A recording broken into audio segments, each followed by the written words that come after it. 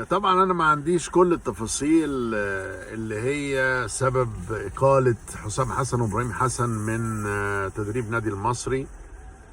ولكن يعني انا حاسس ان العملية بدأت في الاول بانه ابراهيم حسن، يعني اول تصريح حصل من حوالي 3 ايام ان ابراهيم حسن معترض على ان النادي ما بيدفعش رواتب ومستحقات اللعيبة،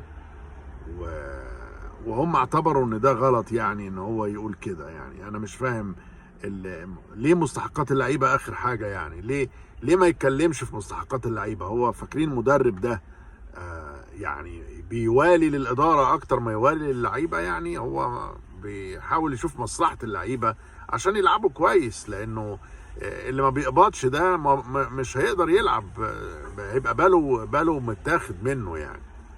فاذا كان ده السبب